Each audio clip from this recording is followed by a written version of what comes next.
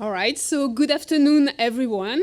I am really thrilled to present our common project with Chris Garcia being the PI. I'm presenting in the name of the team, myself and Amy Bat, on quenching the inflammation in the aging brain to promote brain resilience. So aging and decline have attracted the imagination of artists over long periods of time. But they are also fascinating for biologists, and this is because aging is associated with cognitive decline, and it's also associated with the onset of lots of diseases, notably Alzheimer's disease. And in fact, age is the prime risk factor for Alzheimer's disease, and it dwarfs other factors such as genetics, sex, or environment.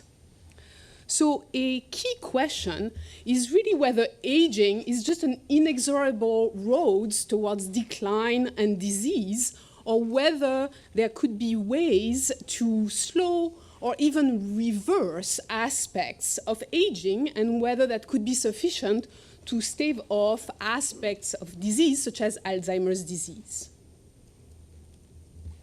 A key feature of aging, and in particular of brain aging, as showed by our invited keynote speakers, is inflammation in the brain.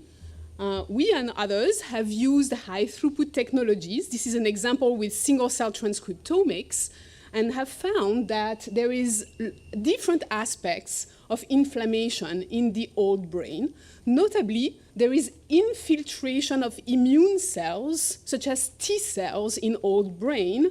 And this is particularly interesting because normally the brain is an immunoprivileged organ, which doesn't have normally T cells. So those T cells that infiltrate the old brain secrete inflammatory cytokines, and they also are triggering, presumably, the inflammation of other cell types like microglia, oligodendrocytes, astrocytes, neurons, etc. And they are clonally expanded.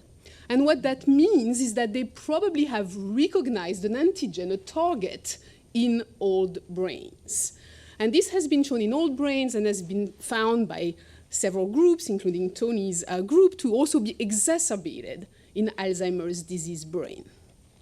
So what we've been wondering is how can we prevent T-cell infiltration and inflammation in old brains? In other words, can we use knowledge to, for example, generate immunotherapies that have been so successful for cancer, but this time use them in other ways, perhaps for brain aging and Alzheimer's disease. So what we want to do with our team is take advantage of the power of protein engineering to engineer de novo anti-inflammatory proteins or proteins that could inhibit or quench T-cell infiltration, add them to old brain, and test their impact unbiasedly on brain health by taking advantage of unbiased approach, such as single-cell transcriptomics that I showed, and the power of machine learning approaches. Number two, if we think about therapeutics, what's hard is to get those proteins to reach the brain. So again, we want to leverage the power of protein engineering to develop new methods to allow those engineered proteins, perhaps by chimeric proteins, to enter the brain specifically for targeted therapeutic use. And then finally, as I was mentioning, those T cells that enter the brain, they are clonally expanded and probably recognize some antigens there. So we really want to know what the source that attract the T cells specifically to old brain, what are the antigen, the target, and if perhaps microbes such as bacteria or maybe reactivated viruses in old brains could be important. So to address these questions, we have an interdisciplinary team, and our goal is to use and develop innovative tools for synergistic collaboration, taking advantage of protein engineering. Chris Garcia in the MCP department here at Stanford is really the master of this, and this is really cool to bring this to the aging and brain aging field. We in our lab have been using unbiased technologies such as single-cell RNA-seq and machine learning to generate ways, aging clocks, if you wish, ways to measure aging health.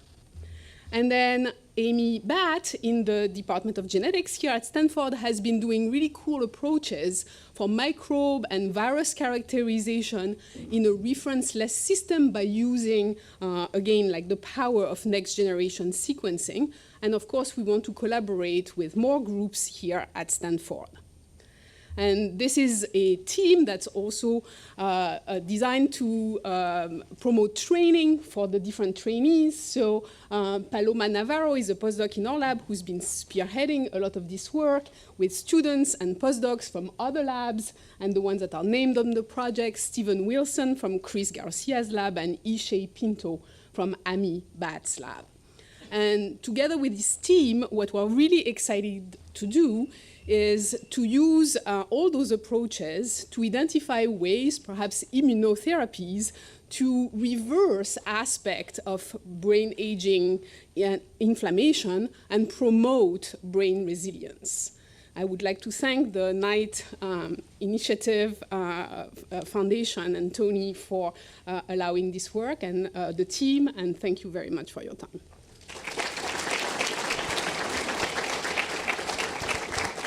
Question? Consistently, inflammation is associated with aging across species, right? And so one would think, well, maybe that is actually useful in some way. And so how much of it do you think is going to turn out to be somewhat protective for an aging organism, and how much of it is really driving the detrimental aspects of the aging process? Yeah, this is a terrific question, and one we've started to think about, and the use of those engineered protein is one of the different ways in which one can test various aspects of inflammation, and perhaps by doing that we might in fact reveal some aspects that are actually perhaps early on positive and could help clear, for example, damaged aggregates or things like this, and then perhaps just by using chimeric protein, perhaps promote that aspect without having the detrimental aspect, which is the consequent general inflammation or chronic inflammation that is generated by a lot of the cytokines that are derived from that. So uncoupling the positive from the negative effect of inflammation indeed, yeah. Thank you.